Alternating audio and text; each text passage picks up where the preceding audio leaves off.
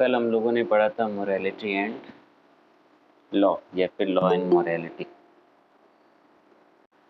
आज हम लोग पढ़ेंगे रिलीजन और मोरालिटी, धर्म और नैतिकता। इसके बीच संबंध क्या है, रिलेशनशिप कैसा है, रिलीजन का जो कॉन्सेप्ट है वो क्या है, इसके अलावा दोनों के बीच में, धर्म और नैतिकता के बीच में संबंध क्या है, धर्म और नैतिकता के बीच में सिमिलैरिटीज क्या है, इंक्लूसिव है कि एक्सक्लूसिव है।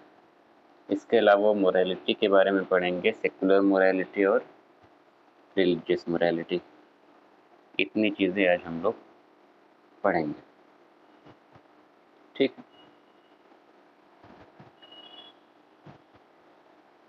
ये सारी चीज़ें पढ़ने से पहले आपको रिलीजन का कॉन्सेप्ट समझना पड़ेगा। मोरालिटी क्या है वो तो समझ में है आपको, पीछे जितना पढ़े। समाज के परिप्रेक्ष्य से, समाज के कंटेक्स्ट से, सोसाइटी के कंटेक्स्ट में क्या चीज़ सही है, क्या चीज़ गलत है, क्या सही बताया जाता है, वही अब एक तरीके से नैतिकता होती है आम भाषा में। रिलीजन क्या है, फिलॉसफी की लैंग्वेज में रिलीजन क्या है, तो पहले हम लोग समझते हैं कॉन्सेप्ट ऑफ रिलीजन। और इसी कॉन्सेप्ट ऑफ रिलीजन के साथ एक और वर्ड आ जाता है भारतीय दर्शन के अकॉर्डिंग, इंडियन फिलॉसफी के अकॉर्डिंग, वो है धर्म।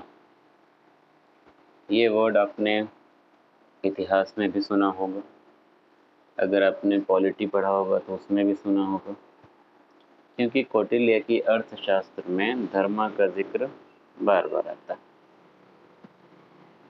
तो भारत में भी आजकल एक डिबेट चल रही है, थोड़ा सा टॉपिक से हट के एक बात है, इसको थोड़ा समझिए कि धर्म और रिलीजन दो कॉन्सेप्ट होते हैं, और भारतीय दर्शन के अनुसार या फिर भारत में आजकल जो उथल पुथल हो रही है उसके अनुसार धर्म और रिलीजन दो अलग चीज़ें हैं।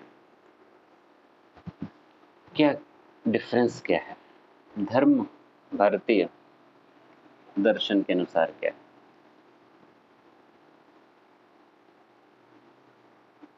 पहला तो ये कि धर्म यानी कि एक सेंस आता है, वो आता है नेचर का, ठीक है। एग्जाम्पल,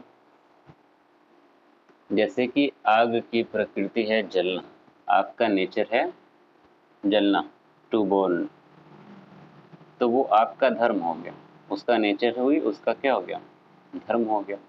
दूसरा एक सेंस आता है कौटिल्य के अकॉर्डिंग, और वो सेंस आता है मोरालिटी के सेंस में, या फिर मोरालिटी और ड्यूटी, इसका जिक्र किया कौटिल्य ने, और भारतीय जो दर्शन है उसमें जिक्र आता है कि जो भी नैतिकता है, जो भी एक इंसान का धर्म है, जो ड्यूटी है, वो जैसे बोलते हैं ना कि माँ बाप की सेवा करना ये बच्चों का धर्म है।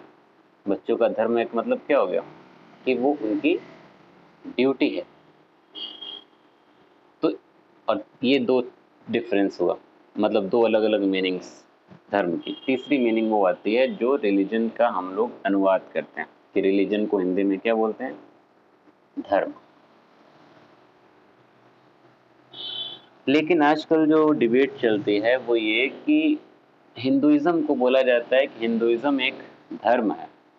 कौन सा धर्म, नेचर और मोरालिटी वाला धर्म, ना कि रिलीजन का अनुवाद वाला जो धर्म है वो नहीं है। बाकी जितने भी धर्म हम लोग देख रहे हैं, जिससे हम लोग सबको क्या बोल रहे हैं, धर्म बोल रहे हैं ना। इस्लाम धर्म है, क्रिश्चियनिटी धर्म है, यहूदी जो है, जुडाइज्म एक धर्म है, सिखिज्म एक धर्म है, हिंदुइज्म एक धर्म है, और इन सबको इंग्लिश में हम लोग बोलेंगे कि हाँ ये सब रिलीजन है। लेकिन भारत में डिबेट क्या चल रही है आजकल, वो ये चल रही है कि हिंदुइज्म रिलीजन नहीं है, यानी कि रिलीजन का जो अनुवाद हम लोग करते हैं धर्म, तो हिंदुइज्म रिलीजन या धर्म नहीं है, हिंदुइज्म ये वाला धर्म है, नेचर और मोरालिटी वाला। आवाज नहीं आ रही, ठीक। तो क्या कह रहे थे हम, आजकल डिबेट क्या चल रही है, ये कहा जाता है कि हिंदुइज्म एक धर्म नहीं है। कौन सा धर्म, जो अनुवाद हम लोग करते हैं रिलीजन, यानी कि अगर इंग्लिश में बोल रहे हैं तो कहा जाता है कि हिंदुइज्म एक रिलीजन नहीं है, ये एक धर्म है, यानी कि एक नेचर है, एक ड्यूटी है, एक मोरालिटी है, कोई अलग से धर्म नहीं है। बाकी उसके बाद जो आए या पहले जो थे, जुडाइज्म हो गया, क्रिश्चियनिटी हो गई, इस्लाम हो गया, ये सब धर्म है, ये सब बाद में पनपे। और हिंदुइज्म कोई धर्म नहीं था, वो एक जीने का तरीका था, एक ड्यूटी थी, एक कर्तव्य था, एक नैतिकता थी। जीने का जो जीवन जीने का तरीका है, जो जीवन जीने की एक पद्धति होनी चाहिए, वही अपने आप में हिंदुइज्म है। ये डिबेट है। तो एक प्रायोरिटी दी जाती है। तो सब धर्म जो है प्रायोरिटी सबको दी जानी चाहिए। सभी धर्म अच्छे हैं, कोई धर्म बुरा नहीं है, उसके मानने न मानने वाले अच्छे बुरे होते हैं ना, ये चीज़ एक लाइन कही जाती है। तो ये थोड़ा सा मिसकंसेप्शन वाली बातें हैं, ये इसलिए हम एडिशनल थोड़ा इसका जो है टॉपिक से कोई कनेक्शन नहीं है, एडिशनल थोड़ा एक इन्फॉर्मेशन है, क्लियर करना चाहते हैं कि जब कभी अगर आपके सामने ये डिबेट ऐसी कुछ है तो इसका जवाब क्या होगा।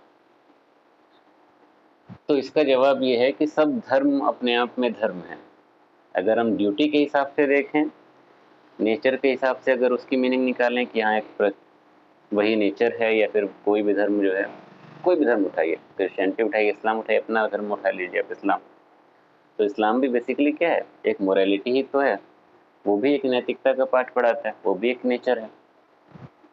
इसमें मिसकंसेप्शन वाली बातें नहीं है, ये भी हर इंसान के लिए। लोग सोचते हैं कि नहीं इस्लाम जो है कि स्पेसिफिक रिलीजन है, या मतलब किस बस एक खास समुदाय तक ही सीमित है उसका ज्ञान या उसकी कही बातें, जबकि वो सबके लिए हैं। जैसे कुरान उतरा तो वो भी क्या है, सबके लिए। उसका लास्ट रिवलेशन कुरान का जो है चैप्टर 14 वर्स 1 सूरह इब्राहिम, उसमें एक आयत है कि we have revealed to thee, यानी कि prophet Muhammad may peace be upon him, the book so that he may guide the human kind from darkness to the light. यानी कि हमने ये किताब उतारी है इसलिए ताकि prophet Muhammad may peace be upon him वो क्या कर सकें, इंसानियत को अंधकार से उजाले की तरफ ले जा सकें। तब यहाँ इंसानियत की बात ना हो रही है, यहाँ पे इस मुस्लिम्स की बात नहीं हो रही, किसी खास वर्ग की बात नहीं हो रही, यहाँ पूरी इंसानियत की बात हो रही है। तो ये भी क्या है, ये नैतिकता का ही पार्ट है, और एक स्पेसिफिक भी नहीं है, यूनिवर्सल ये हो गया, ये तो पूरे मैनकाइंड के लिए बात कही जा रही है। तो इस्लाम भी अपने आप में क्या, वो भी धर्म है, कोई अलग से पनपी हुई चीज़ नहीं है। जब से दुनिया बनी वो भी एक नैतिकता का ही पाठ पढ़ा रहा है, और ये भी शुरुआत से चला रहा है। तो कोई धर्म बुरा नहीं है, सब धर्म जो है नैतिकता ही बताते हैं। तो ये रिलीजन और धर्म, इस कॉन्सेप्ट को कितना भी अलग कर लीजिए, वो धर्म भी अपने आप में रिलीजन है, अगर ड्यूटी या मोरालिटी के सेंस में देखें, और अगर आप अनुवाद करेंगे तो भी वही सेंस आएगा। जैसे कि कुरान में भी ये बात कही गई है कि Islam is a religion of nature, ये आपको मिलेगा चैप्टर 30 वर्स 30 में।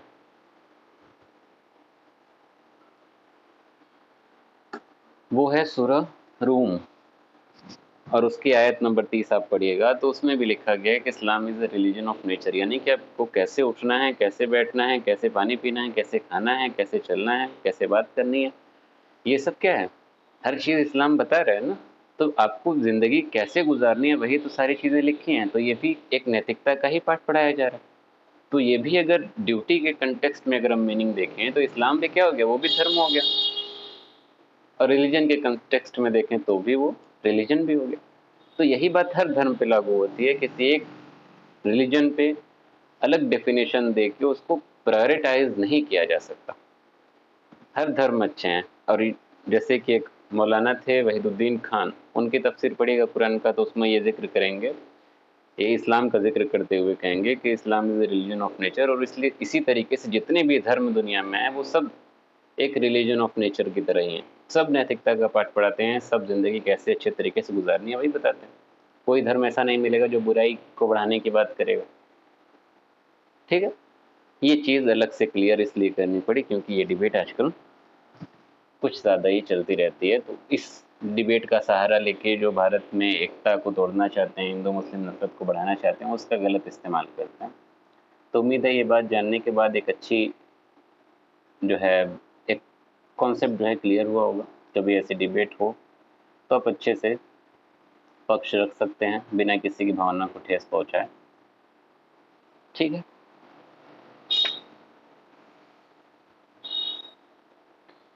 चलिए आगे बढ़ते हैं। तो धर्म क्या होता है, ये तो इसी एक्सप्लेनेशन में ही क्लियर हो गया। कॉन्सेप्ट ऑफ रिलीजन क्या है, रिलीजन की शुरुआत कैसे हुई, थोड़ा इसकी किताबी बातें थोड़ा सा करते हैं। मतलब इसकी मीनिंग और इसका ये वर्ड कहाँ से आया। एटिमोलॉजिकल अगर इसकी मीनिंग देखेंगे तो ये दो वर्ड से मिलके बना है। वो क्या है, री लिगेर, ये एल है ये आई है, ठीक है। री का मतलब क्या होता है, री यानी कि कोई भी चीज जैसे बोलते हैं री स्टार्ट, तो यहाँ पे री का मतलब है दोबारा या पुनः। लिगेयर का मतलब क्या होता है, ये इंपॉर्टेंट है। इसका मतलब होता है टू टाई या फिर टू बाइंड, यानी कि जुड़ना, खुद को जोड़ना या खुद को बांधना। और री लग गया तो यानी कि दोबारा खुद को बांधना। तो इस वर्ड की शुरुआत ऑब्वियस सी बात है कि इंग्लिश वर्ड है, तो ये वर्ड कहाँ से शुरू हुआ, वेस्टर्न कंट्रीज से, और वेस्टर्न कंट्रीज यानी कि क्रिश्चियनिटी से। तो क्रिश्चियनिटी और इस्लाम में देखेंगे, या जो भी सिमेटिक रिलीजन्स हैं, या जुडाइज्म में पकड़ लीजिए, तो ये सब ट्रांसेंडेंटल एस्पेक्ट को बहुत प्रमोट करते हैं ये सारे रिलीजन। जैसे कि इस्लाम में भी हम लोग मानते हैं ना कि नहीं, ये दुनिया हमेशा के लिए नहीं है, इसके बाद जो है वापस लौटना है और वहाँ जो है दुनिया है। तो वापस लौटना यानी कि री लिगेयर, यानी कि दोबारा हम लोग वहीं जाके बधेंगे जहाँ से शुरुआत हुई, वापस वहीं लौट के वहीं जुड़ जाना है, ठीक है। तो इस तरीके से ये दो वर्ड से रिलीजन वर्ड जो है वो प्रचलन में आया। इसके अलावा अगर इसका कॉन्सेप्ट समझा जाए कि रिलीजन के फीचर्स क्या क्या होते हैं, तो इसमें तीन चार बातें होती हैं। इसमें होता है मेटाफिजिक्स,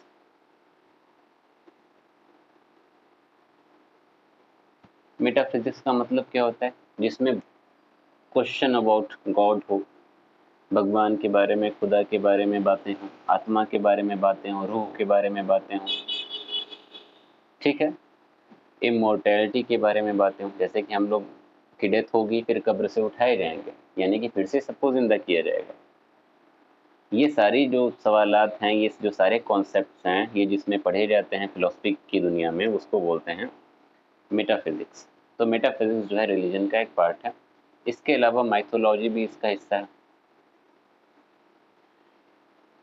MYTH। माइथोलॉजी किसको बोलते हैं, जो हमारी आस्था है, जो बिलीफ है, जो हम मानते हैं, वही होता है माइथोलॉजी। जैसे कि महाभारत का युद्ध हुआ, तो ये बात हिंदू माइथोलॉजी का हिस्सा है, लेकिन इतिहास में आप जाएंगे तो इतिहास में कुछ अलग बातें दिखाई देंगी। हिस्ट्री की आप किताब पढ़ेंगे तो आपको मिलेगा कि महाभारत का युद्ध हुआ वो 900-1000 BC के आसपास हुआ, यानी कि आज से 3000 साल पहले। लेकिन हिंदू शास्त्रों के हिसाब से देखेंगे तो आपको और 4000 साल पीछे जाना पड़ेगा। तो इसलिए ये एक कॉन्फ्लिक्ट वाला टॉपिक है। लोग मानते हैं, नहीं मानते हैं, हिंदू आस्था के अनुसार लोग मानेंगे, और इतिहास जो हिस्टोरियंस हैं वो कहेंगे कि नहीं, इसमें जो है और कॉन्फ्लिक्ट है, कोई एविडेंस नहीं मिलता है। तो इस तरीके से ये क्या हो गया, हिंदू मैथोलॉजी का हिस्सा हो गया। मतलब जिसका कोई प्रॉपर आप एविडेंस ना दे पाए, वो आपकी आस्था से जुड़ी हुई चीज़ जो होती है वो होती है मैथोलॉजी, ठीक है। या फिर कोई भी ऐसी चीज़ जो आपके रिलीजन से जुड़ी है, कोई भी ऐसी सोच जो इस दुनिया के बियॉन्ड हो, जो सिर्फ सोच में आपकी हो, आपकी आस्था से ही जुड़ी हो, वो होता है माइथोलॉजी। तीसरी चीज़ धर्म का जो एक इम्पॉर्टेंट हिस्सा होता है वो होता है रिचुअल्स। उसमें कई सारी पद्धतियाँ होती हैं, रीति रिवाज होते हैं, ये भी जो है धर्म को दर्शाते हैं। कोई भी धर्म है, सबके अपने रिचुअल्स होते हैं। हिंदुइज्म में अगर हैं तो क्या करेंगे, पूजा करेंगे। मुस्लिम हैं, नमाज पढ़ेंगे। या फिर हिंदू मुस्लिम दोनों में देखिए आप, फास्टिंग की प्रक्रिया होती है, रोज़ा या व्रत, ठीक है ना, या तीर्थ यात्रा, हज करना। ये सारे रिचुअल्स आपको धर्म में यानी कि रिलीजन में आपको दिखाई देंगे। और जो लास्ट फीचर है वो है एथिक्स। हर रिलीजन का अपना एथिक्स होता है, कोड ऑफ मोरालिटी होती है, कोड ऑफ कंडक्ट होता है, और उसके अनुसार उस रिलीजन के लोगों को वो चीज़ें फॉलो करनी होती हैं। कोई भी ऐसा रिलीजन नहीं मिलेगा जिसमें कोई चीज़ लिखी ना हो या बातें बताई ना गई हो अपने फॉलोअर्स के। तो एक एथिक्स, कोड ऑफ एथिक्स होता है हर रिलीजन का। ठीक है, तो यहाँ तक उम्मीद करते हैं चीज़ें क्लियर होंगी। अब आते हैं मेन टॉपिक पे, रिलीजन और मोरालिटी, इन दोनों के बीच में सिमिलैरिटीज क्या है। तो देखिए, रिलीजन हो या फिर मोरालिटी, दोनों ही सोसाइटी को एक सोशल ऑर्डर में रखते हैं। जैसा कि पीछे हम लोगों ने बातें की थी, कैसे रखते हैं सोशल ऑर्डर, एक किस तरीके से देते हैं सोशल ऑर्डर को, किस तरीके से मेंटेन करते हैं, क्योंकि दोनों जो है मोरल वैल्यूज प्रिस्क्राइब करते हैं। नैतिक मूल्य जो है दोनों लोग बताते हैं इंडिविजुअल के लिए, और उस इंडिविजुअल से सोसाइटी बनती है, सोसाइटी अच्छे तरीके से काम करती है। आपका धर्म आपसे बोलेगा कि अच्छे से बिहेव करो, गाली गलौज मत करो, ना हक किसी से लड़ो मत, ऊंची आवाज में बात मत करो, ये धर्म कह रहा है ना।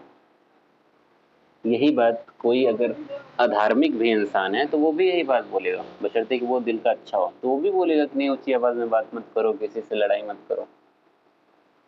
तो मोरालिटी हो या रिलीजन हो या कोई धर्म या मजहब हो, दोनों ही ये चीज़ें बताते हैं हमको, नैतिक मूल्य का पाठ पढ़ाते हैं ताकि समाज में सोशल ऑर्डर मेंटेन रहे। इसके अलावा दोनों सोसाइटी स्पेसिफिक हो सकते हैं, ये पीछे भी पढ़ाया गया, अगर आप क्लास मिस नहीं कर रहे हैं तो इजीली समझ में आ रहा होगा कि दोनों सोसाइटी स्पेसिफिक का क्या मतलब। जो मोरालिटी है वो भी सोसाइटी स्पेसिफिक हो सकती है, हर सोसाइटी के हिसाब से मोरालिटी अलग होती है ना। वैसे ही रिलीजन, जहाँ पे हर रिलीजन अलग अलग है, उसकी मोरालिटी उसके हिसाब से अलग हो सकती है, मतलब उसकी जो है मूल्य, उसकी वैल्यूज अलग हो सकती हैं। ये बात भी हम लोगों ने पीछे पढ़ी। कुर्बानी करना हमारे लिए सही है, जैन लोगों के लिए क्या है, बहुत बुरी बात हो गई। तो ये भी क्या हो गया, सोसाइटी स्पेसिफिक हो गया। और जनरल कोई जो है मूल्य ले लीजिए धर्म से अलग, तो वो भी सोसाइटी स्पेसिफिक हो सकता है। ठीक है, आप यहाँ पे गाय भैंस का गला काट के उसका खून पी जाइए, बहुत गलत हो गया। मसाई ट्राइब वही काम करते हैं, आराम से पीते हैं, तो वो भी सोसाइटी स्पेसिफिक हो गया। ठीक, इसके अलावा दोनों ही डायनेमिक हो सकते हैं, वक्त के हिसाब से बदलाव आता है, रिलीजन हो या फिर मोरालिटी हो। मोरालिटी में हर जाहिर सी बात है, समाज, अगर आपकी सोसाइटी, जिस सोसाइटी में आप रह रहे हैं वो सोसाइटी आगे बढ़ रही है, वक्त के साथ उसमें बदलाव आ रहा है, तो आप में भी बदलाव आ रहा है, आपके मूल्यों में भी बदलाव आ रहा है। और रिलीजन भी कुछ हद तक अगर कंपेयर किया जाए तो वो भी डायनेमिक हो सकता है, हालांकि ये डिओंटोलॉजी के करीब माना जाता है, लेकिन रिलीजन में भी बदलाव आते हैं वक्त और टाइम के हिसाब से। अपने धर्म का एग्जाम्पल लीजिए, हिंदुज़म का एग्जाम्पल लीजिए, बहुत सारे बदलाव आपको दिखाई देंगे वक्त के साथ, ज़रूरत के हिसाब से बदलाव आपको दिखाई देंगे। जैसे कि इस्लाम में पहले डाइनिंग टेबल पर बैठ के खाना खाना गलत माना जाता था, लेकिन अब खाया जाता है। पहले फतवा भी हो आता था कि नहीं गलत है, तो उसकी एक वजह थी, क्योंकि उस टाइम पे कल्चर नहीं था इस्लाम में। ये सिर्फ जो है क्रिश्चियन जो होते थे वही डाइनिंग टेबल पे खाना खाते थे, हिंदुइज्म में भी नहीं खाया जाता था। तो कोई भी ऐसे अचानक डाइनिंग टेबल पे खाना खाता था, कोई मुस्लिम भी, तो लोग एक पल के लिए कंफ्यूज हो जाते थे कि ये किस धर्म से बिलोंग करते। लेकिन धीरे धीरे समाज बदला, जब अंग्रेज भारत में आए तो उन्होंने भारतीय जो परंपराएं थी, जो इस्लामिक परंपराएं थी, दोनों खत्म कर दी। हिंदुइज्म में भी धीरे धीरे लोग बैठ के खाना छोड़ के डाइनिंग टेबल पे शिफ्ट हो गए, और उसके बाद धीरे धीरे आज इस्लाम में भी लोग शिफ्ट हो गए। और अब किसी भी मुफ्ती मौलाना से पूछेगा तो वो कहेंगे नहीं, खाया जा सकता है, कोई दिक्कत नहीं है, अब जायज़ है, क्योंकि अब डिफ्रेंसिएशन वाली कोई बात नहीं, अब सब खाते हैं, तो सब में कोई कंफ्यूज नहीं होगा। कोई मुसलमान बैठ के डाइनिंग टेबल पे खा रहा है तो कोई एक पल के लिए नहीं सोचेगा कि वो क्रिश्चियन है या हिंदू है या क्या है। कोई हिंदू खा रहा है तो कोई एक पल के लिए कुछ नहीं सोचेगा। मतलब सब एक जैसे हो गए हैं, तो कोई चीज़ अलग से नहीं है स्पेसिफिक कम्युनिटी के लिए। तो सब कोई फॉलो करे तो सब कोई फॉलो उसको कर सकता है। तो ये बदलाव कैसे है, डायनेमिज्म है, बदलाव है ज़रूरत के हिसाब से, टाइम के हिसाब से, जगह के हिसाब से।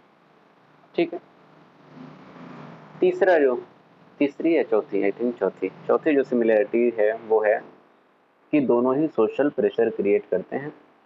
मोरालिटी भी क्रिएट करती है, नैतिकता समाज की तरफ से। इसका जिक्र हम लोग कल किए थे कि आप कोई भी गलत काम करने जाएंगे तो समाज की तरफ से एक प्रेशर क्रिएट होगा कि लोग बुरा भला कहेंगे, हो सकता है समाज के लोग पीट भी दें आपको, मुंह दिखाने के काबिल अपना रहें। रिलीजन भी ये बातें करता है कि हाँ, आप कुछ गलत काम करेंगे तो आपको मरने के बाद ये सज़ा मिलेगी, या फिर जहन्नम में डाला जाएगा, नर्क में डाला जाएगा, गर्म तेल में जो है फ्राई किया जाएगा। ये सारी चीज़ें, ये कब्र के अज़ाब की बातें।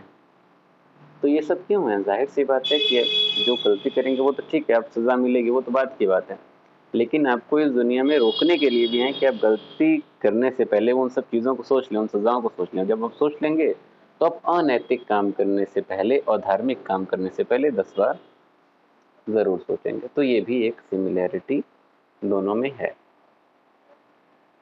डिफरेंस क्या क्या है दोनों में? डिफरेंस जैसे कि एक टेबल बना लेते हैं। रिलीजन क्या है, ये इधर रिलीजन ले लेते हैं। रिलीजन ज़्यादातर चांस ये है कि ये ट्रांसेंडेंटल वर्ड से जुड़ा होता है, लेकिन मोरालिटी में ऐसा कोई ज़रूरी नहीं दिखाई देता। ट्रांसेंडेंटल यानी कि इस दुनिया से बाहर की दुनिया, आखिरत की बातें। ये क्रिश्चियनिटी में भी है, इस्लाम में भी है। लेकिन मोरालिटी की अगर बात की है सोसाइटी स्पेसिफिक, तो यहाँ पे ट्रांसेंडेंटल एस्पेक्ट ज़रूरी नहीं है। बहुत ज़्यादा धार्मिक पूरी कम्युनिटी, पूरी सोसाइटी इकट्ठे रह रही है तो उसमें कुछ ऐसी चीज़ें दिखाई दे सकती हैं, लेकिन रिलीजन में ये ज़रूर दिखाई देगा। हिंदुज़म में भी क्या है, 7 जन्मों का रिश्ता है, सबसे वापस लौट के आना है, ये सारी चीज़ें जो है, अगर आपने ये किया तो अगले जन्म में ये बन के पैदा होंगे। जैसे कि एक बाबा हैं, नाम हमको नहीं याद है, उनका रील आजकल वायरल होता है कि अगर आप किसी का कर्ज लेके खा के मतलब मर गए बिना चुकाए, तो अगले जन्म में आप उनके घर में कुत्ता या बैल बन के पैदा होंगे। तो ऐसे हर धर्म में बातें हैं, ट्रांसेंडेंटल बातें हैं, दूसरी दुनिया की बातें हैं, लौट के आने की बातें हैं, ये सारी बातें हैं। लेकिन मोरालिटी में ये बातें आपको नहीं दिखाई देंगी। कोई इंसान धार्मिक नहीं है, नास्तिक है मान लीजिए, तो क्या वो ये सब बातें करेगा? हो सकता है वो भी अच्छा इंसान हो, अच्छे से लोगों की मदद करता हो, हेल्प करता हो, तमीज़ से रहता हो, सब कुछ होगा, लेकिन ट्रांसेंडेंटल उसमें बातें हो सकता है ना हो, तो इसलिए ज़रूरी नहीं है। दूसरा डिफरेंस क्या है? दूसरा डिफरेंस ये है कि रिलीजन में हमेशा रिचुअल्स आपको दिखाई देंगे। मोरालिटी से रिलेटेड जो चीज़ें हैं उसमें रिचुअल्स की कोई ज़रूरत नहीं होगी। कोई भी ऐसा काम सोचिए, कोई भी ऐसा नैतिक काम सोचिए जो रिलीजियस नहीं है, धार्मिक नहीं, तो उसमें आपको कोई रिचुअल नहीं दिखाई देगा। लेकिन रिलीजन में रिचुअल्स होते हैं, रीति रिवाज के हिसाब से काम होता है। मोरालिटी में ऐसा एग्जाम्पल क्या सोच सकते हैं?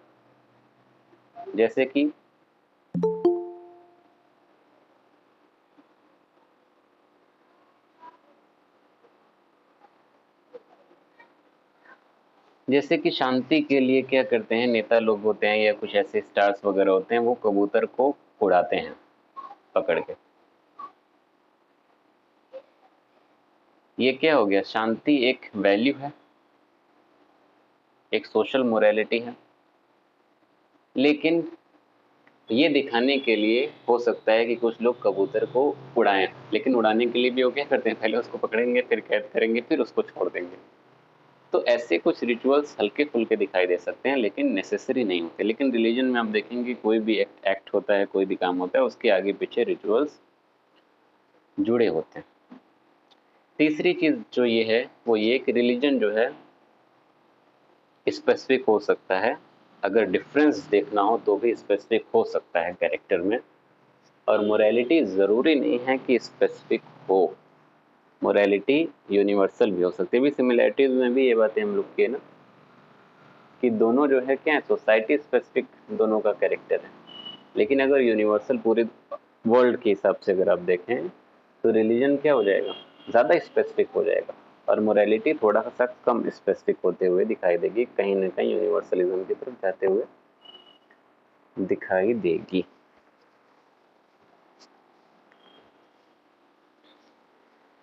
इसके अलावा अच्छा ये देखिए, हेडिंग हम डालना भूल गए, ये है कि इनके इंक्लूजन या एक्सक्लूजन की बात है कि इंक्लूसिव है कि एक्सक्लूसिव है।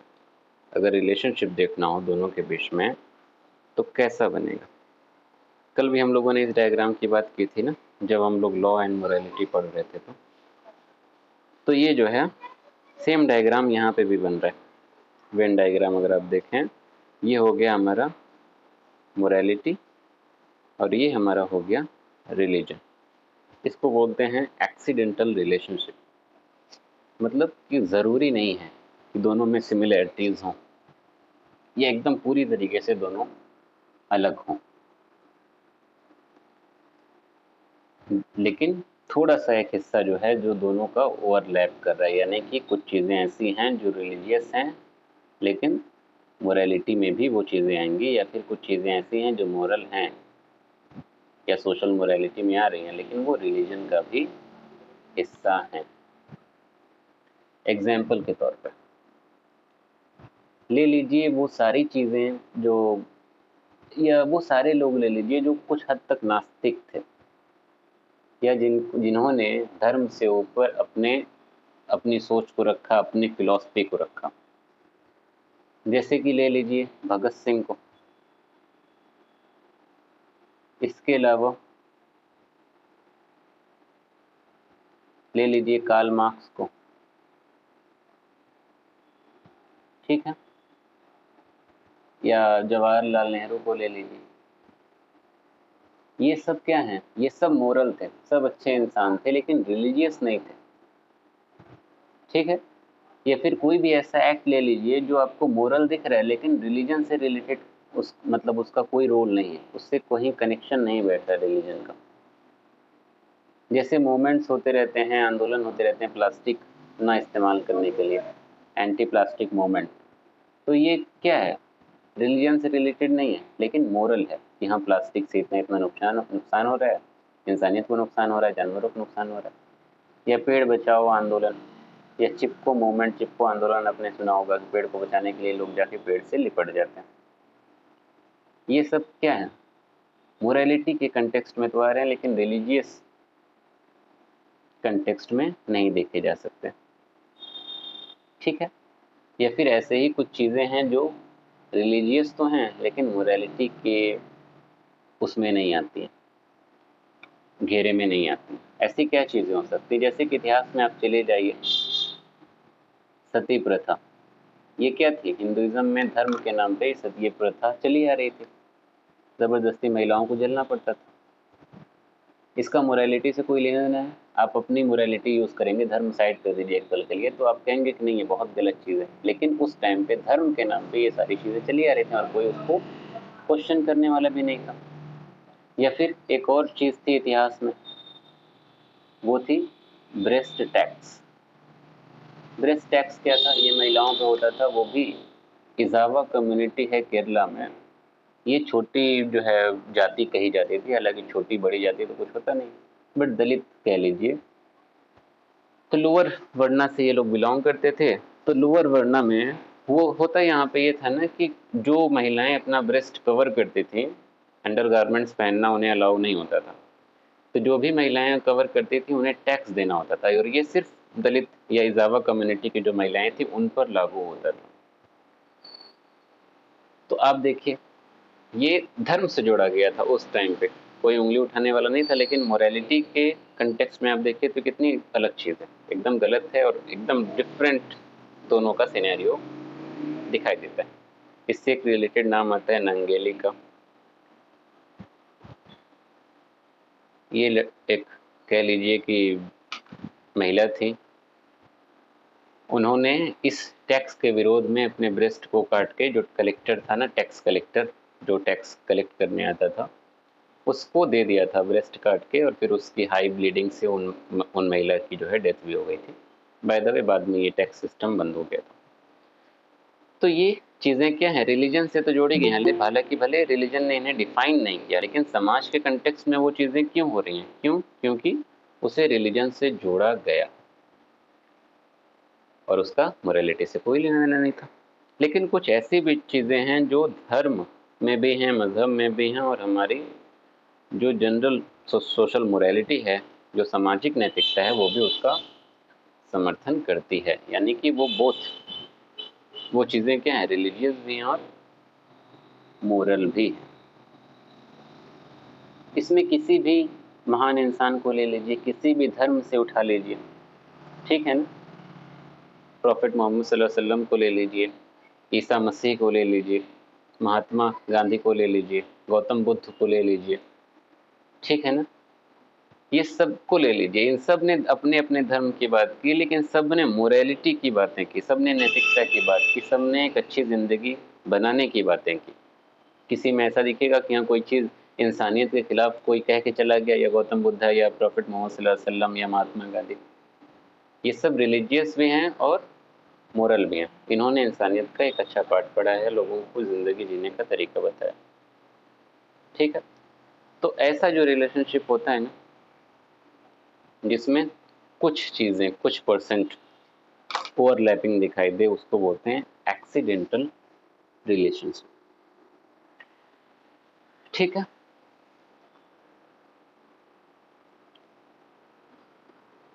अब देखिए, अगला जो टॉपिक है वो है, इसका जो सब टॉपिक है वो है मोरालिटी। और मोरालिटी, रिलीजियस मोरालिटी और सेक्युलर मोरालिटी, क्योंकि हम लोग पढ़ कह रहे हैं रिलीजन एंड मोरालिटी। तो मोरालिटी रिलीजियस भी हो सकती है और सेक्युलर भी हो सकती है। यानी कि जो मोरालिटी, वो नैतिकता जो धार्मिक नहीं है, वो सबको आप डाल दीजिए सेक्युलर में, धर्म निरपेक्ष में। तो दो कैटेगरी बनाते हैं हम लोग।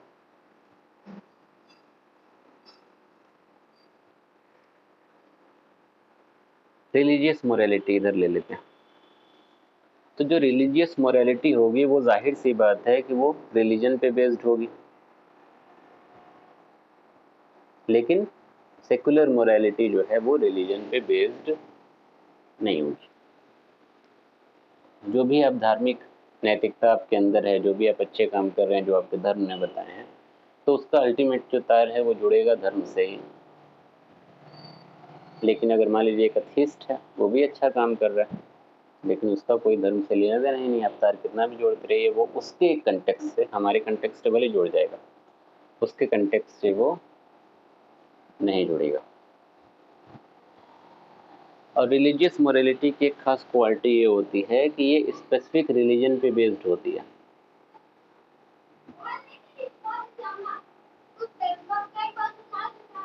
आपकी रिलीजियस मोरालिटी अलग है, सामने वाला अगर हिंदू है तो उसकी रिलीजियस मोरालिटी आपको अलग दिखाई देगी।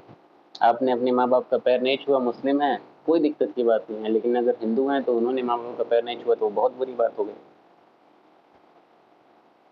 तो जो रिलीजियस मोरालिटी है ना, जो धार्मिक नैतिकता है, या पैर छूना भी वो क्या है, एक नैतिकता है। तो आपकी नैतिकता आपके धर्म के हिसाब से अलग हो गई, दूसरे लोगों की नैतिकता उनके धर्म के हिसाब से अलग हो गई। लेकिन सेकुलर मोरालिटी में ये चीज़ आपको नहीं दिखाई देगी। आप कहीं भी चले जाएंगे, वो चीज़ें एकदम न्यूट्रल रहेंगी। किसी भी समाज में घुस जाइए, वही चीज़ फॉलो होती हुई दिखाई देगी। किसी भी कम्युनिटी में चले जाइए, वही सेकुलर मोरालिटी आपके धर्म में भी, वही सेकुलर मोरालिटी उनके धर्म में भी। तीसरी चीज़ वो ये है कि जो रिलीजियस मोरालिटी है, वो जाहिर सी बात है, जो उनके रिलीजन के एथिक्स हैं, जो उन रिलीजन के स्क्रिप्चर्स हैं, जो उन रिलीजन के शास्त्र जो हैं लिखे गए हैं, उसके हिसाब से उसका एक निचोड़ निकाला जाता है और उन्हीं के हिसाब से मोरालिटी डिसाइड की जाती है। एग्जाम्पल के तौर पे महात्मा गांधी ले लीजिए। महात्मा गांधी एक बहुत ही नैतिक आदमी है, जाहिर सी बात है, तभी तो महात्मा बोला गया, यानी कि उनकी आत्मा क्या है, महान है। तो उनकी जो महात्मा है, वो महात्मा जो महान आत्मा है, वो कहाँ से आई, वो रिलीजन से ही आई। उन्होंने हर धर्म का जो है पाठ किया, और सबसे फेवरेट उनकी किताब थी गीता। तो गीता से उन्होंने बहुत सारी बातें ली। उन्होंने इस्लाम का भी अध्ययन नहीं किया। जब 1937 में कांग्रेस की सरकार बनी देश के कई राज्यों में, तो उस टाइम पे उन्होंने हरिजन पत्रिका में लिखा, उन्होंने हजरत अबू बकर और उमर का जिक्र किया उन्होंने, कि कैसे शासन चलना चाहिए। एक अच्छा सुशासन जो है होता है, सुशासन मतलब अच्छा शासन, वो कैसे होता है, उन्होंने उससे प्रेरणा लेने की बातें की, मतलब उस इतिहास से प्रेरणा लेने की बातें की। तो एक कॉन्फ्लुएंस हो रहा है रिलीजन का। उनकी एक साधारण आत्मा महात्मा कैसे बनी? क्योंकि उन्होंने अलग अलग रिलीजन के एथिक्स को लिया, उसके हिसाब से अपनी आत्मा को उन्होंने ढाला उसमें। तो उनकी रिलीजियस मोरालिटी कहाँ से आई? अलग अलग धर्मों के कॉन्फ्लुएंस से आई, संगम से आई एक तरीके से। या फिर अकबर को ले लीजिए, अकबर को इतिहास में महान बोला गया ना, द ग्रेट अकबर। तो उसे क्यों बोला गया? क्योंकि उसने दीन इलाही की शुरुआत की, एक अलग धर्म की शुरुआत की। अब वो एक रिलीजन के हिसाब से वो सही है गलत वो दूसरी चीज़ है, लेकिन उसने क्या किया, सभी धर्म के धर्म गुरुओं को बुलाया, बैठाया और उनके विचारों को सुना और उसके हिसाब से सबकी अच्छी अच्छी चीज़ें मिला के एक नया धर्म बना दिया। बनाना सही गलत है वो अलग बात है, हम बार बार कह रहे हैं, उस पर हम डिबेट नहीं कर रहे हैं, वो एक अलग डिबेट की बात है। लेकिन वो भी क्या है, धार्मिक नैतिकता है जो अलग अलग धर्मों से उसने ली। लेकिन सेकुलर मोरालिटी या फिर धर्मनिरपेक्ष जो नैतिकता है वो रिलीजन से, कहीं से, किसी भी रिलीजन से कोई चीज़ लेगी ही नहीं। वो जो भी अपनी बात करेंगे, जो भी अपनी फिलॉसफी देंगे, वो एकदम रिलीजन के अपोजिट होगी। और वो ले लीजिए, कार्ल मार्क्स की बात ले लीजिए, मार्क्सिस्ट थियरी पढ़ी, मार्क्सिस्ट फिलॉसफी पढ़ी, उनका धर्म से कोई लेना नहीं। मार्क्स ने बोला कि धर्म क्या है? एक अफीम है, एक नशा है, लोगों को पागल कर देता है। वो क्या हो गया? रिलीजन के अगेंस्ट हो गया। लेकिन उसने भी मोरालिटी की बातें की कि हाँ जो है, जो बुर्जवाजी लोग हैं वो क्या कर रहे हैं, गरीब लोगों पे शोषण कर रहे हैं, सर्वहारा वर्ग पे शोषण जो है शोषण कर रहे हैं, मजदूर वर्ग पे शोषण कर रहे हैं। इसलिए जितने भी अमीर हैं, जितने भी पूंजीवादी लोग हैं, वो क्या हैं, उनका दिल अच्छा नहीं है, वो कुछ भी हो जाए वो हमेशा गरीबों पे अत्याचार करते रहेंगे। तो गरीबों के अत्याचार की आवाज़ उठाई उन्होंने, गरीबों के साथ जो गलत हो रहा है वो भी उसकी आवाज़ उठाई उन्होंने। तो ये क्या है? नैतिकता ही है, लेकिन इसका धर्म से उसके कंटेक्स्ट में कोई लेना देना है। हालांकि हर धर्म भी कहता है कि हाँ अत्याचार नहीं करना है। बहरहाल, तो डिफरेंस समझ में है, सेकुलर मोरालिटी क्या है और रिलीजियस मोरालिटी। वो सारे नैतिक काम, वो सारी नैतिकताएं जो आपके धर्म आपको सिखा रहे हैं, वो क्या हो गया? रिलीजियस मोरालिटी हो गई। और वो सारे काम, वो सारे नैतिक काम, वो सारी नैतिकताएं जो आपके धर्म से अलग हैं, अच्छी हैं लेकिन धर्म से अलग हैं, वो सबको आप इसमें डाल दीजिए, सेकुलर मोरालिटी में। अब एक लास्ट टॉपिक है, वो ये, इसी का सब टॉपिक है, वो ये कि रिलीजियस मोरालिटी और सेकुलर मोरालिटी की खासियत और कमजोरियां क्या क्या हो सकती हैं। तो पहले देखते हैं रिलीजियस मोरालिटी को। कोई भी रिलीजियस मोरालिटी है तो वो आपके धर्म से जुड़ी है ना, आपकी आस्था से जुड़ी है। तो जो भी रिलीजियस मोरालिटी आपकी है, जो भी आपकी धार्मिक नैतिकता आपको बताई गई है, अब चूंकि वो आपकी आस्था से जुड़ी है तो आप उस नैतिकता के खिलाफ काम करने से पहले 50 बार सोचेंगे। जैसे कि आपके धर्म ने कह दिया कि आप जो है किसी को मार नहीं सकते या अपने आप को भी नहीं मार सकते, सुसाइड भी हराम है, मर्डर भी हराम है, वो भी पाप है, ये भी पाप है, कह दिया आपके धर्म ने। अब ये नैतिकता जो है कि हाँ किसी को मारना है बुरी बात है, तो मारने से पहले आप 20 बार सोचेंगे कि हाँ अगर मार दिया या खुद मर गया तो बाद में उसकी सज़ा मिलेगी, मरने के बाद जब जाएंगे तो ये पनिशमेंट है, ऐसी ऐसी सज़ा मिलेगी। तो ये रिलीजियस मोरालिटी की क्या है खासियत हुई ना, कि एक इंसान को एकदम ज़बरदस्ती बुरे काम करने से रोक रही है। ये हो गई पहली खासियत। दूसरी खासियत है कि पनिशमेंट का डर तो है ही, इसके अलावा कल इसका जिक्र हम किए थे, गिल्ट का, गिल्ट की फीलिंग आएगी आपके अंदर, इंटरनल एक गिल्ट आएगा अगर आप अपनी रिलीजियस मोरालिटी के खिलाफ कोई काम कर रहे हैं। तो अगर पहली दूसरी बार कर रहे हैं तो आपका कंसायंस, आपका ज़मीर आपको आवाज़ देगा, आपको रोकने की कोशिश करेगा। तो ये भी एक खासियत है। लेकिन सेकुलर मोरालिटी में ऐसा कुछ नहीं दिखाई देगा आपको कि हाँ जो है, क्योंकि आप सेकुलर मोरालिटी में क्या है, आप किसी को जवाबदेह नहीं है, इसीलिए कहा जाता है ना, स्टेटमेंट है आजम खान का। उन्होंने कहा कि एक धार्मिक आदमी कहीं ज़्यादा बेहतर है एक अधार्मिक से या अधर्मी से, क्योंकि एक धार्मिक जो आदमी है वो जवाबदेह है अपने भगवान को, अपने अल्लाह को या अपने गॉड को, कि हाँ वो गलत कर रहा है तो फिर वो जवाबदेह है कि हाँ गलती की उसको सज़ा मिलेगी, या क्यों किया इसने ऐसा, अच्छा काम कर रहा है तो वो जवाबदेह है। लेकिन जो अधार्मिक लोग होते हैं, जो एथिस्ट होते हैं, नास्तिक होते हैं, वो किसी को जवाबदेह नहीं होते।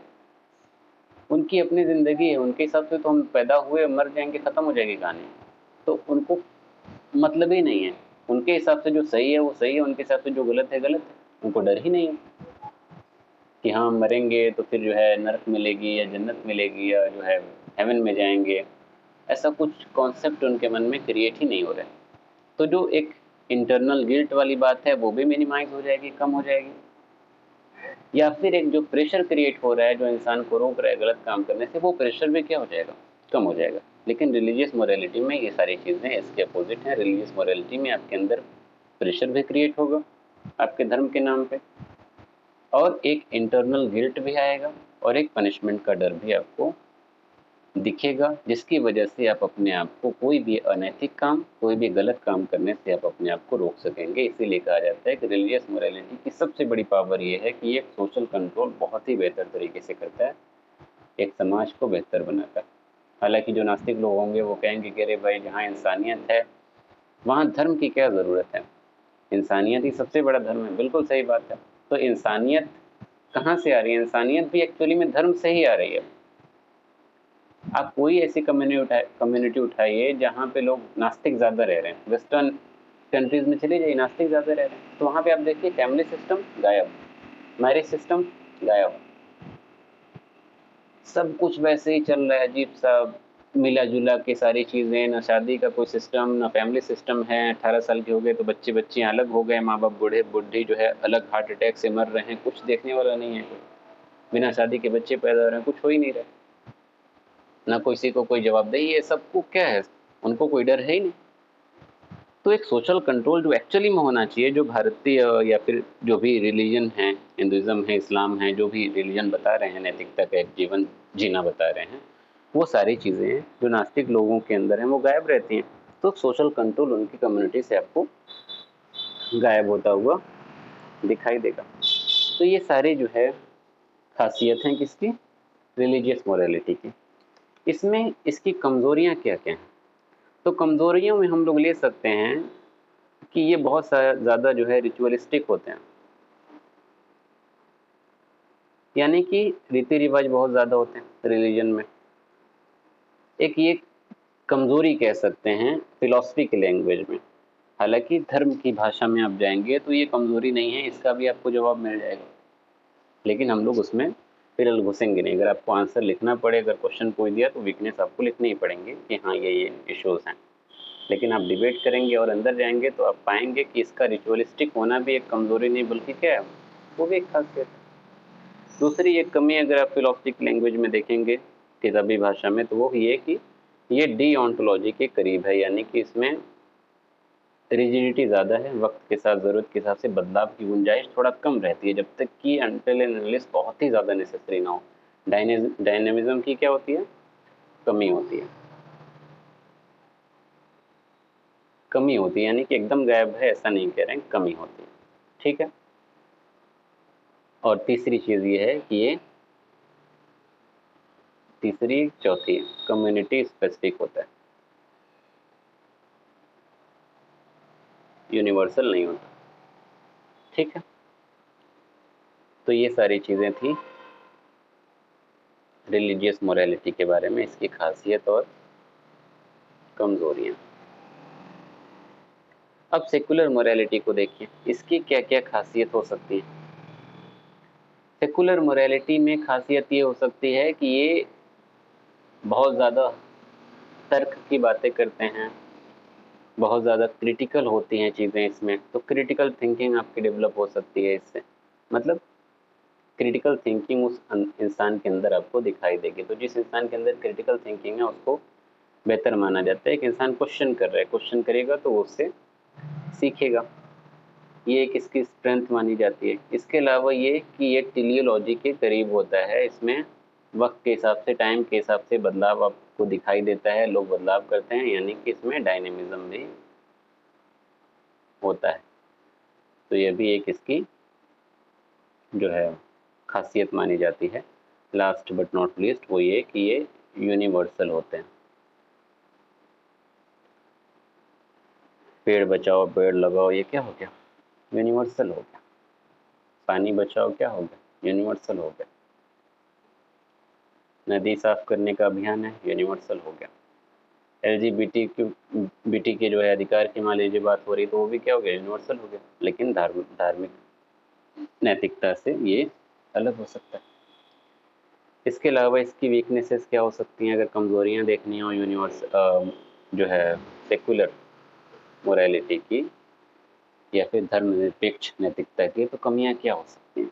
कमियां ये हो सकती हैं कि जो सोशल कंट्रोल एक रिलीजियस मोरालिटी कर सकती है, वो सोशल कंट्रोल कभी भी सेक्युलर मोरालिटी से नहीं हो सकता। क्यों? क्योंकि ना यहाँ पे वो गिल्ट है, ना यहाँ पे वो जवाबदेही है, अकाउंटेबिलिटी, ना अपने भगवान को, ना अल्लाह को, ना गॉड को, कोई जवाबदेही नहीं, कोई डर ही नहीं। ठीक है। ना यहाँ पे कोई धर्म से, आस्था से कोई जुड़ी हुई चीज़ है कि पनिशमेंट का डर होगा कि अगर आपने ये मारा और ऐसा किया। ना यहाँ पे ऐसा कोई कोड ऑफ एथिक्स है उस रिलीजन का कि उसमें सारी चीज़ें डिस्क्राइब की गई हैं कि ऐसा करेंगे तो ऐसा होगा, ऐसा करेंगे तो ऐसा होगा। ये सारी चीज़ें मौजूद न होने की वजह से यहाँ पे सोशल कंट्रोल एक फोर्स आपको बनता हुआ नहीं दिखाई देगा। ये सबसे बड़ी कमी है सेकुलर मोरालिटी की। दूसरी एक कमी ये है कि सेकुलर जो मोरालिटीज़ हैं, दुनिया में जितने लोग हैं उसमें सबसे ज़्यादा लोग क्या हैं? धार्मिक हैं, रिलीजियस है ना। तो आप नास्तिक हो के मान लीजिए, आप जा रहे हैं अपने ओपिनियन को लोगों के सामने रख रहे हैं, मनवा रहे हैं, तो क्या कोई मानेगा?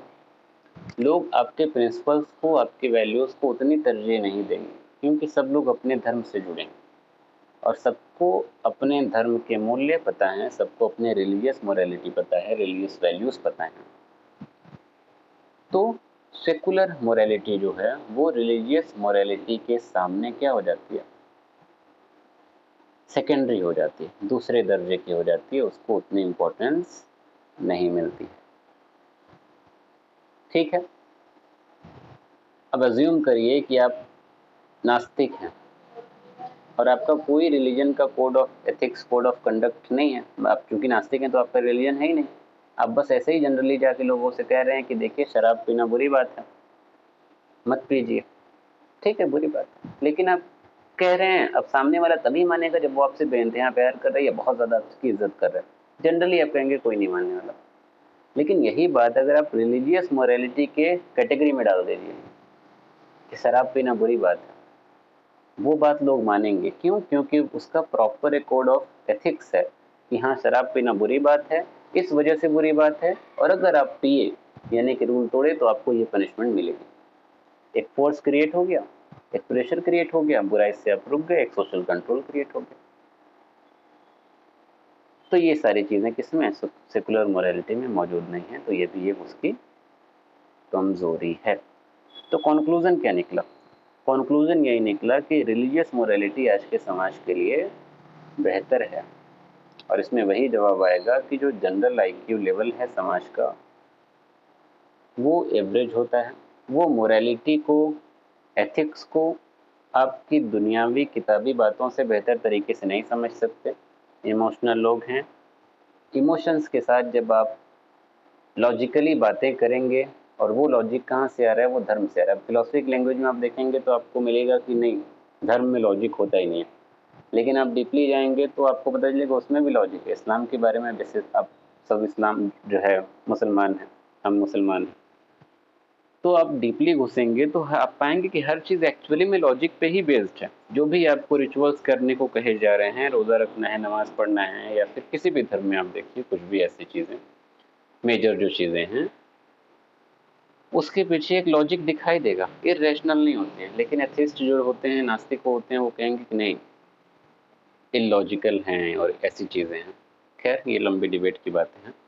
तो बहरहाल कंक्लूजन हम ये कह रहे थे कि जो सोसाइटी है वो इमोशनल है, और अगर आपको इसमें अगर कंक्लूजन लिखना हो आंसर में तो ऐसे ही लिखिएगा कि अगर सोसाइटी में आपको एक सोशल कंट्रोल चाहिए, एक सभ्य समाज चाहिए, तो उसके लिए रिलीजियस वैल्यूज़, रिलीजियस मोरालिटी ज़्यादा बेहतर है, क्योंकि समाज उसी के लिए रेडी है। आप अपनी सेकुलर मोरालिटी को लेके जाएंगे तो लोग उसके पीछे एक वजह पूछेंगे और उसको मानने से कतराएंगे, और उसके पीछे की वजह भी अभी हम डिस्कस कर चुके हैं। हाँ, कोई बहुत ज़्यादा डीप थिंकिंग वाला, डीप लर्निंग वाला इंसान होगा तो वो शायद आपसे सवाल ना करे और आप जो कहें चुपचाप हो सकता है कि मान ले। तो अगर एक तरजीह देने की बात है तो ऑब्वियस सी बात है, रिलीजियस मोरालिटी को सेकुलर मोरालिटी के ऊपर रखा जाएगा। ठीक है, क्या पढ़ना है? एथिक्स प्राइवेट लाइफ में और जो है पब्लिक लाइफ लीजिए या रिलेशनशिप ले लीजिए।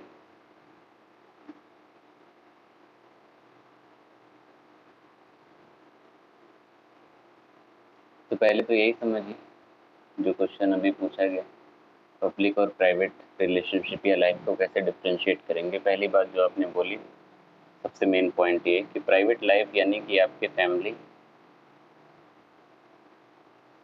या फ्रेंड्स या जो भी क्लोज्ड सर्कल में आते हैं वही होंगे आपकी प्राइवेट रिलेशनशिप या लाइफ का हिस्सा। लेकिन पब्लिक लाइफ इन्होंने कहा कि जहाँ पे आप काम करते हैं, तो यानी कि ये किससे जुड़ा हुआ है? प्रोफेशनलिज्म से जुड़ा हुआ है। तो इसमें प्रोफेशनल लोग होंगे, या ऑफिस में काम कर रहे हैं तो आपके ऑफिशियल लोग होंगे, नेता हैं आपके तो आपके पॉलिटिकल लोग होंगे। सबसे मेजर डिफरेंस ये हुआ ना प्राइवेट और पब्लिक रिलेशनशिप में। दूसरी एक चीज़ ये है कि प्राइवेट जो रिलेशनशिप्स होते हैं, प्राइवेट जो लाइफ होती है, उसमें प्राइवेसी की रिक्वायरमेंट होती है। एक लाइन आप लोगों ने सुनी होगी, मेरी ज़ाती ज़िंदगी में दखल अंदाजी मत करो, दखल मत दो, या उनका निजी मामला है तुम क्यों टांग अड़ा रहे हो, क्यों अपनी नाक घुसा रहे हो उसमें। ये सारी बातें क्यों कही जाती हैं? क्योंकि प्राइवेट लाइफ की या प्राइवेट जो रिलेशनशिप्स होते हैं उनकी बेसिक जो डिमांड होती है वो डिमांड होती है प्राइवेसी की। उसमें एक्सटर्नल इंटरफेयर अलाउ नहीं होता। तो दूसरा जो डिफरेंस दिखाई देगा वो ये दिखाई देगा कि यहाँ पे ऐसे रिलेशंस में जो प्राइवेट रिलेशंस होते हैं उसमें प्राइवेसी की रिक्वायरमेंट होती है, लेकिन पब्लिक रिलेशनशिप जो होते हैं उसमें प्राइवेसी की रिक्वायरमेंट नहीं है। अगर आप प्रोफेशनल, जैसे आप मान लीजिए आप जिस भी ऑफिस में काम कर रहे हैं, जैसा कि मारूफ शम्स ने कहा, तो जो आप काम कर रहे हैं वहीं का एथिक्स है उसी के हिसाब से, तो आपको उसमें प्राइवेसी कुछ चाहिए? आपको सारी चीज़ें पब्लिक हैं, सब कुछ पब्लिक है। हाँ, आपकी पर्सनल लाइफ वहाँ पे क्या है, वो प्राइवेसी वहाँ के लिए, तो वो पर्सनल के वो प्राइवेट लाइफ में आ गया। लेकिन आप जहाँ पे काम कर रहे हैं वो आपकी पब्लिक लाइफ है, और उस पब्लिक लाइफ की जो भी चीज़ें हैं उसमें आपको किसी भी प्राइवेसी की ज़रूरत नहीं है, ना आप प्राइवेसी की डिमांड कर सकते हैं। तो पब्लिक लाइफ में प्राइवेसी जैसी कोई चीज़ नहीं होती है, प्राइवेसी जैसा कोई रिलेशन नहीं होता। ठीक है, प्राइवेट लाइफ है, मान लीजिए गर्लफ्रेंड बॉयफ्रेंड है, आपको प्राइवेसी की रिक्वायरमेंट है। लेकिन पब्लिक लाइफ में आप हैं, आप अपनी ऑफिस में हैं, आप जिस कार्यालय में काम कर रहे हो वहाँ पे हैं, तो वहाँ पे ना ऐसा कोई रिलेशन है जिसमें प्राइवेसी की ज़रूरत है, ना ही आप ऐसा कोई काम कर रहे हैं जहाँ पे आपको प्राइवेसी की ज़रूरत दिखाई देगी इन जनरल। ठीक है, इसके अलावा प्राइवेट जो रिलेशनशिप्स होते हैं वो जनरली बेस्ड होते हैं इमोशंस पे। आपने अपने भाई का जिक्र किया, माँ का जिक्र करिए, भाई बाप का जिक्र करिए, सब किस पे बेस्ड हैं? रिलेशंस। ये जो हैं ये सारे रिलेशंस बेस्ड हैं इमोशंस पे। लेकिन आप जहाँ पे काम कर रहे हैं वो जो भी आपका कोलीग है या जो आपके वहाँ पे फ्रेंड बन गए हैं, वो सब इमोशंस पे नहीं बनते हैं, वो रूल रेगुलेशन पे वहाँ पे जो रिलेशन बन रहा है वो बेस्ड होता है। अगर आपके सीनियर वहाँ पे हैं तो सीनियर के नाते जो रूल रेगुलेशन है आप उसको फॉलो करके उनकी उतनी इज्जत करेंगे, भले आप पीठ पीछे उनको गाली देते रहें कि हाँ इतना काम करवा रहा है, ये करवा रहा है, वो करवा रहा है। तो जो पब्लिक रिलेशनशिप्स होते हैं वो रिलेशन जो है वो इमोशन पे बेस्ड नहीं होते, बल्कि वो रूल्स या फिर वहाँ के जो कोड हैं, कोड ऑफ एथिक्स, जो वहाँ का जो वहाँ के नियम हैं, जो वहाँ के रेगुलेशंस हैं, उस पे बेस्ड होता है। कितना हुआ? 3 पॉइंट्स हुए ना। चौथा पॉइंट ये है कि जो प्राइवेट रिलेशनशिप्स होती हैं उनका सोसाइटी पे इम्पैक्ट जो है बहुत कम होता है।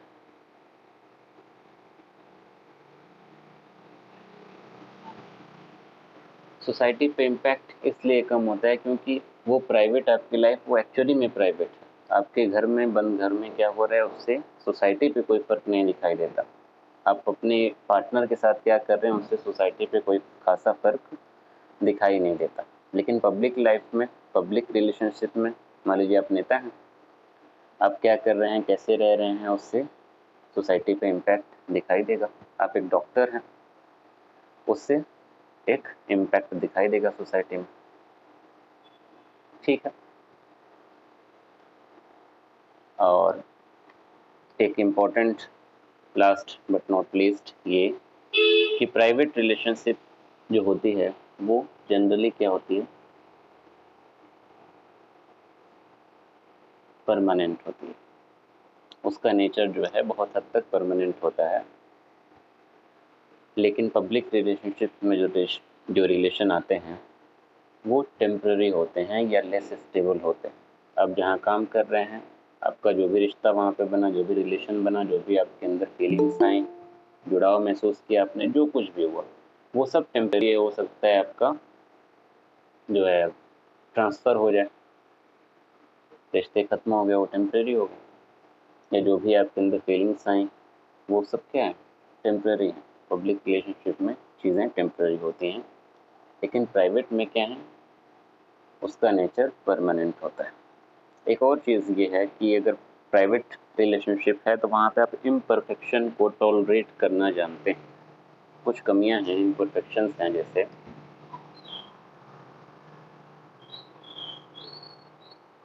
इसको आप टॉलरेट करते हैं।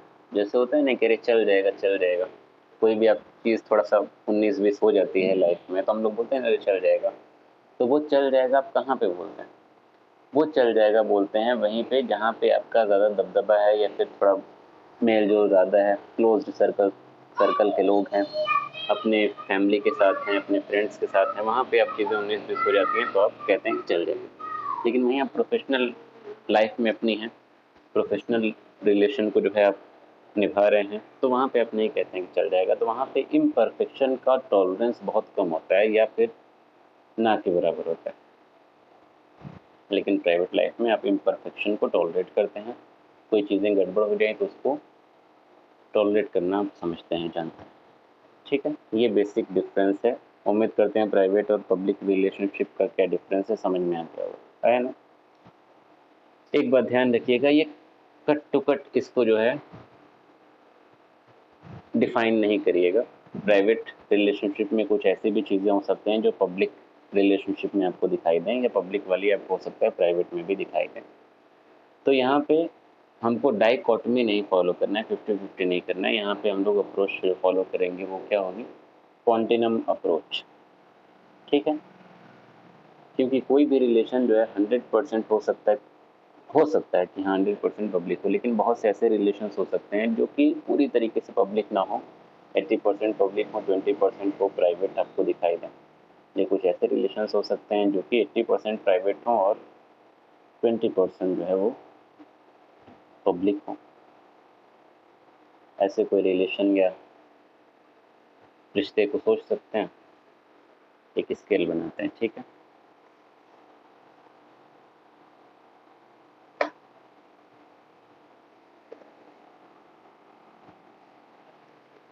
अब ये हो गया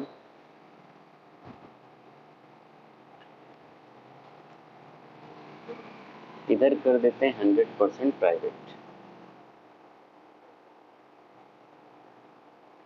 और यहाँ पे कर देते हैं 0% प्राइवेट। इधर कर देते हैं 0% पब्लिक, इधर कर देते हैं 100% पब्लिक रिलेशन। अब आप कोई ऐसा रिश्ता सोचिए, कोई ऐसा प्रोफेशन सोचिए। अगर आप प्रोफेशन सोच रहे हैं तो कोई ऐसा प्रोफेशन सोचिए जिसमें आपको लगे कि ये जो है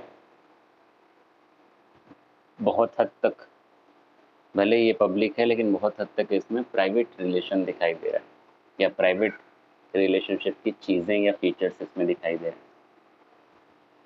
और कोई ऐसा प्राइवेट वाला सोचिए जिसमें आपको लग रहा है कि नहीं, इसमें कुछ पब्लिक रिलेशनशिप जैसे भी फीचर्स दिखाई दे रहे हैं। कुछ है ऐसा माइंड में आ रहा है?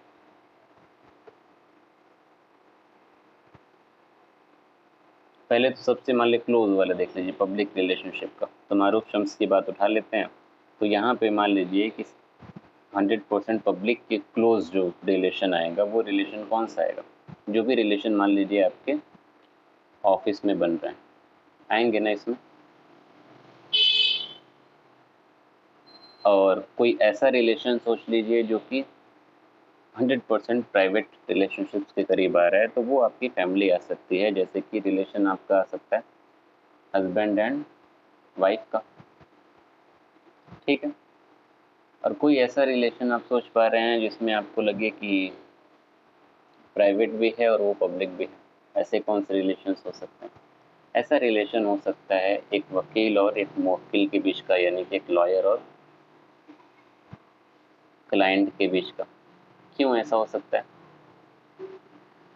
मान लीजिए वो लॉयर जो है वो सिविल लॉयर है, यानी कि जो घरेलू केसेस हैं वो देखता है। तो या अगर मान लीजिए तलाक का मसला है,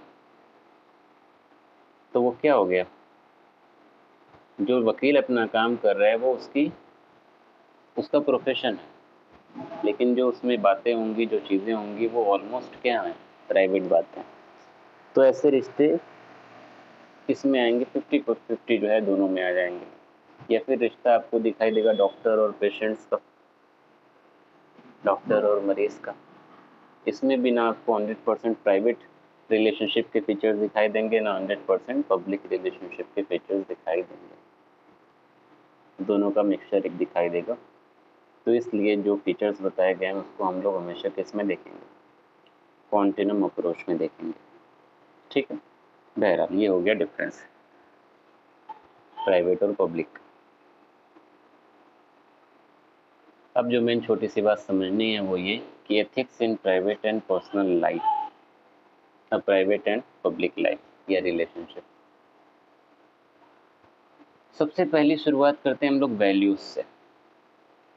आपने वैल्यूज से शुरुआत की ना, जब हम लोग पहला ये चैप्टर शुरू किया हम लोगों ने, तो उसमें जो पहली चीज़ जो डिटेल में हम लोगों ने पढ़ी वो थी वैल्यूज, ह्यूमन वैल्यूज, मानव मूल्य। अब आप लोग बताइए, सबसे सवाल है, माइक ऑन करके बताइएगा। ये एक कॉलम बना देते हैं प्राइवेट रिलेशनशिप का, ये एक कॉलम बना देते हैं पब्लिक रिलेशनशिप का। प्राइवेट रिलेशनशिप में कौन सी वैल्यूज आपको दिखाई देंगी? पब्लिक रिलेशनशिप में कौन सी वैल्यूज आपको दिखाई देंगी? कौन बताएगा? मारूफ शम्स बताइए आप ही पहले।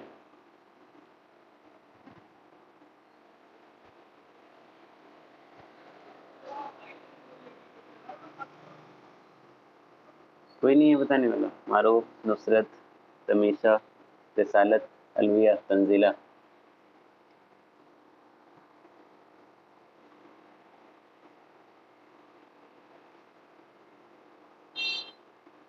नहीं, या तो अब सब लोग गायब हो गए हैं या बोलना नहीं चाह रहे हैं। प्राइवेट रिलेशनशिप में कौन सी वैल्यूज आप ज़्यादा देख पाएंगे और पब्लिक रिलेशनशिप में कौन सी वैल्यूज आप देख पाएंगे?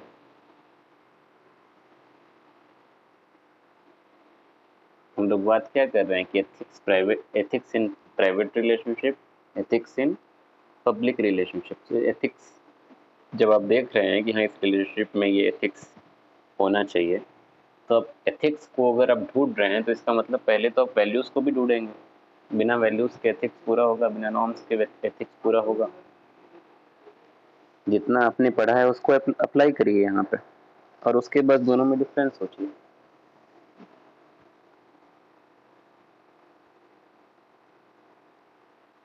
अरे सबसे कॉमन वैल्यू जो है, जैसे कि लव, ये आपको किस में ज़्यादा दिखाई देगा, प्राइवेट रिलेशनशिप में कि पब्लिक रिलेशनशिप में? तो ठीक है, क्वांटिटी 50-50 आ गया ना। अब लव जैसे है वो किस में दिखाई देगा, प्राइवेट रिलेशनशिप में ज़्यादा दिखाई देगा। आपको ट्रस्ट किस में ज़्यादा दिखाई देगा, प्राइवेट में ज़्यादा दिखाई देगा ना। या कंपैशन है, केयर है, ये सब किस में दिखाई देगा आपको, प्राइवेट रिलेशनशिप में ज़्यादा आपको ऐसी वैल्यूज़ दिखाई देंगी। वहीं पब्लिक रिलेशनशिप में आपको कैसी वैल्यू ज़्यादा दिखाई देगी, यहाँ पे हो सकता है आपको डिसिप्लिन दिखाई दे ज़्यादा, ठीक है ना। हो सकता है यहाँ पे आपको जो है जस्टिस दिखाई दे कि सब इक्वल हैं, जितने भी वर्कर हैं काम कर रहे हैं सब बराबर हैं, सबके साथ बराबर न्याय है। यहाँ पे आपको जो है ऑनेस्टी ज़्यादा दिखाई दे सकती है। इसके अलावा ऑनेस्टी से जुड़ा एक वर्ड है इंटेग्रिटी। इंटेग्रिटी यहाँ दिखाई दे सकती है। इंटेग्रिटी अलग दो तरीके की हो सकती है, पर्सनल भी हो सकती है, प्रोफेशनल भी हो सकती है। तो यहाँ पे प्रोफेशनल इंटेग्रिटी दिखाई दे सकती है। ऑनेस्टी का अगला लेवल जो होता है वो होता है इंटेग्रिटी। इसके बारे में डिटेल में हम लोग आगे पढ़ेंगे। तो ऐसी वैल्यूज़ यहाँ पे आपको ज़्यादा दिखाई देंगी। और यहाँ पे पब्लिक में आपको अकाउंटेबिलिटी दिखाई देगी, यहाँ पे आपको रिस्पॉन्सिबिलिटी दिखाई दे सकती है।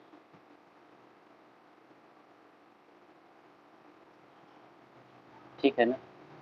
पहला डिफरेंस आपको ये दिखाई देगा दोनों के एथिक्स में। प्राइवेट लाइफ का जो एथिक्स है उसमें ये वैल्यूज़ आपको दिखाई देंगी, लव, ट्रस्ट, कंपैशन, केयर हो गया, रिस्पॉन्सिबिलिटी हो गई।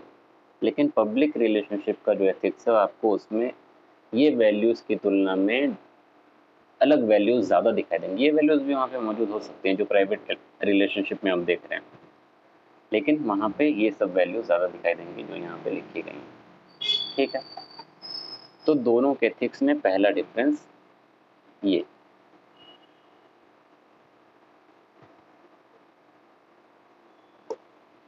तो अलग ही परेशान किया रहता है। दूसरा डिफरेंस, प्राइवेट रिलेशनशिप में आपको अनकंडीशनल कमिटमेंट्स मिलेंगे।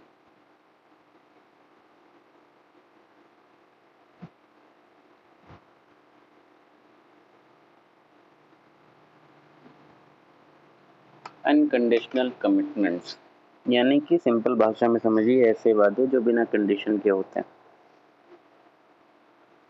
लेकिन पब्लिक रिलेशनशिप में आप पाएंगे कि वो अनकंडीशनल नहीं होते, वो कंडीशनल होते हैं।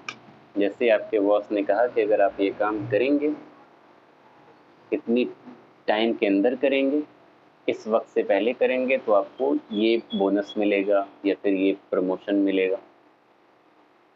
ठीक है। हर कमिटमेंट जो है कंडीशनल होगी जनरली। फिर से हम बता रहे हैं, क्वांटिनम अप्रोच फॉलो करना है। लेकिन प्राइवेट रिलेशनशिप जो होते हैं वहाँ पे आपको अनकंडीशनल कमिटमेंट्स मिलेंगे। बच्चों को अगर छोड़ देता हूँ, शुरुआत में जैसे बच्चे अभी छोटे होते हैं तो माँ बाप बोलते हैं कि हाँ ठीक है ये काम कर दोगे तो तुमको बिस्किट या चॉकलेट दे देंगे, वो कंडीशनल हो गया। लेकिन जनरली जब सोशलाइजेशन हो गया और एक व्यस्त मनुष्य की अगर हम बात करें तो एक आम जीवन में, ज़ाती ज़िंदगी में आप पाएंगे कि जो भी कमिटमेंट्स होती हैं वो अनकंडीशनल्स होती हैं। मतलब अनकंडीशनल होती हैं। जो भी कमिटमेंट्स होती हैं उसके उस काम को करवाने के लिए या किसी काम को करने के लिए कोई कंडीशन नहीं रखी जाती कि हाँ तुम ऐसा करोगे तो ऐसा होगा, क्योंकि उसमें सारे काम जो है मोरालिटी के बेसिस पे होते हैं। आपका जो सोशलाइजेशन हुआ, जो आपने वैल्यूज सीखे, जो आपने नॉर्म्स सीखे, उसके हिसाब से आप काम कर रहे हैं।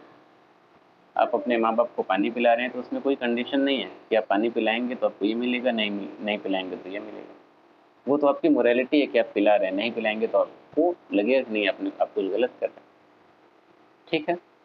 तो दूसरा डिफरेंस प्राइवेट और पब्लिक रिलेशनशिप में ये है।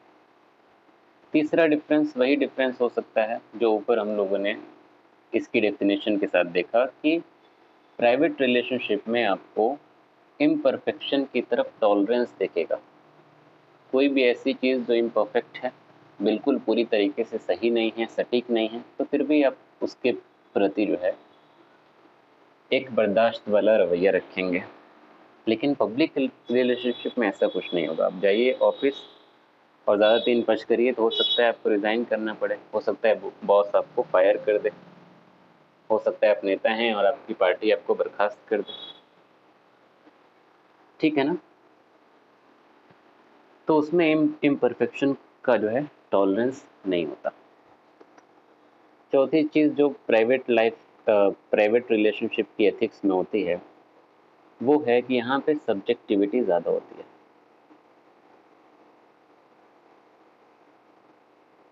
आप अपनी फैमिली से एग्जाम्पल उठाइए, जो एथिक्स आपकी फैमिली का है उसमें सब्जेक्टिविटी हमेशा रहती है।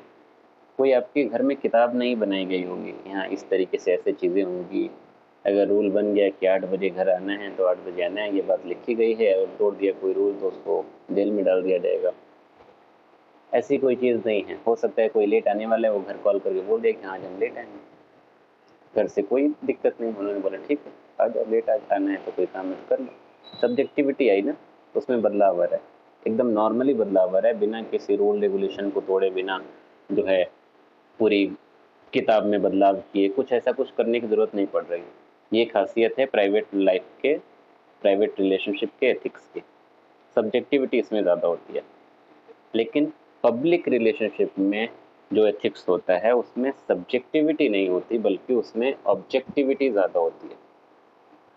जो है वही है। जैसे होता है ना कि कई बार जो है आप, जो लोग जैसे प्राइवेट जॉब करते हैं, सुने होंगे आप लोग कि हाँ एकदम टाइम पे भागने की जल्दी होती है, बॉस गुस्सा करेगा, ये करेगा, बॉस नौकरी खा जाएगा। मूवी सीरियल में अगर आपने देखा होगा, अगर खुद आप एक्सपीरियंस कर रहे हैं तो जानते होंगे। उसमें भी चीज़ें जो हैं आप रिक्वेस्ट करेंगे तो चीज़ें होती हैं ऊपर नीचे, कोई उसमें दो राय नहीं है।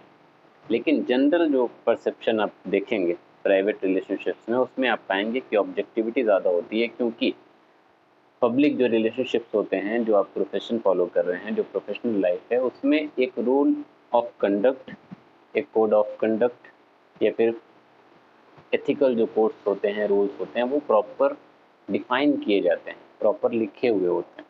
तो उससे डाइवर्ट होना थोड़ा मुश्किल होता है, इसलिए उसमें सब्जेक्टिविटी क्या हो जाती है, थोड़ा मिनिमाइज हो जाती है, और ऑब्जेक्टिविटी का रोल थोड़ा सा ज़्यादा दिखाई देता है। ठीक है। इसके अलावा जो प्राइवेट रिलेशनशिप का एथिक्स होता है, उसमें आप पाएंगे कि उसमें उनके कल्चर का,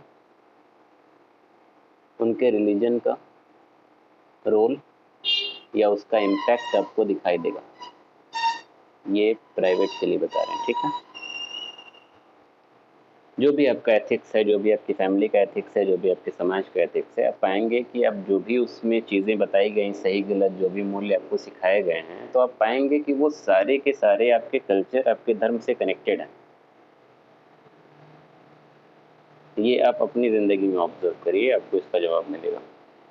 लेकिन पब्लिक रिलेशनशिप में आप पाएंगे कि उसमें कल्चर का कोई रोल नहीं है। आप किसी भी कल्चर से आइए, किसी भी धर्म से आइए, आपका एथिक्स आपके ऑफिस के बाहर तक है, आपके काम के बाहर तक है, आपके प्रोफेशनलिज्म से बाहर तक है। जैसे ही आपने ऑफिस में एंटर किया, आपको ऑफिस का एथिक्स फॉलो करना पड़ेगा, और वहाँ पे जो एथिक्स है वो पूरी तरीके से प्रोफेशनल है। आप अगर घर में बैठ के खाना खा रहे हैं तो ऑफिस में आपको टेबल पे ही खाना है, वो बैठ के खाने नहीं देंगे, है ना। लेकिन आप घर पे बैठ के खा रहे हैं, क्यों? क्योंकि वो आपका कल्चर है। ठीक है। आप कहीं एक अच्छी अपना कोई घर में काम कर रहे हैं, बहुत से ऐसे लोग होते हैं जहाँ पे बैठ के सारा काम वाम कर रहे होते हैं, वहाँ चप्पल पहन के नहीं बैठेंगे। अब आपके ऑफिस में रूल है कि नहीं, जूता बाहर नहीं निकलना, एकदम ऑफिस चमक रही है, जूता भी आपका चमक रहा है, और जूता पहने पहने आपको चेयर पे बैठ के काम करना है। वो वहाँ का एथिक्स है, लेकिन आपका घर का एथिक्स आपके घर तक ही। तो ऑफिस का या पब्लिक रिलेशनशिप का जो एथिक्स होता है, उस पर कल्चर का कोई इम्पैक्ट होता ही नहीं है, या फिर बहुत थोड़ा सा हो सकता है। अगर मान लीजिए आप वैसी कंपनी में या वैसी जगह पे काम कर रहे हैं, या जिस पब्लिक लाइफ की आप बात करें वहाँ के लोग ही वैसे हैं, तो थोड़ा बहुत आपको एक हल्का सा एसेंस दिखाई दे सकता है, बट जनरली ना के बराबर। इसके अलावा प्राइवेट रिलेशनशिप्स जो होती हैं उसका एथिक्स इमोशन पे बेस्ड होता है, ये ऊपर अभी हम लोगों ने देखा। लेकिन पब्लिक रिलेशनशिप में उसका एथिक्स इमोशन पे बेस्ड नहीं होगा, बल्कि रूल रेगुलेशन पे बेस्ड होगा। और लास्ट बट नॉट लीस्ट वो यही है कि जो प्राइवेट रिलेशनशिप का एथिक्स है, उसमें उस एथिक्स के टूटने पे एक फियर होगा, और पब्लिक रिलेशनशिप में उसका एथिक्स टूटने में भी एक फियर होगा।